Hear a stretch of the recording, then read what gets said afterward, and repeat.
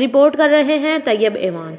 District forest officer और महकमा जंगलात का अमला जंगलात महम पर अमल पैरा है। गैर कानूनी तरीके से लकड़ी की स्मगलिंग दिन रात जारी है। कवानीन के मुताबिक रूबे आफ्ताब के बाद लकड़ी की नकलो हमल मुकम्मल तौर पर बंद होती है। यहाँ गंगा उल्टी बहती है। रात के वक्त सबसे ज़्यादा लकड़ी से लोड ट्रक और ट्रालियों फोर्ड पिकअप मजदा पिकअप के जरिए सारी रात बगैर किसी वक्फा के स्मगलिंग जारी रहती है। बगैर परमिट के रोज़ाना हज़ारों मन लकड़ी पंजाब से खैबर पख्तूनख्वा महकमा जंगलात की मिली भगत से स्मगल की जा रही है। महकमा जंगलात के मुलाजमीन और दिहाड़ीदार मजदूर जगह जगह गैर कानूनी नाके लगाकर गाड़ियों से 1000 से 5000 तक नकद रकम वसूल कर रहे हैं। इससे जंगलात तबाही के दहाने पर है।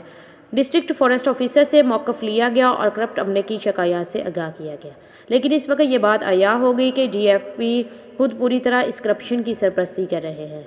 कोई भी कार्रवाई करने से गुरेज़ा हैं। अवामी हलकों का वज़ीर आज़म पाकिस्तान से नोटिस लेने का मुतालबा।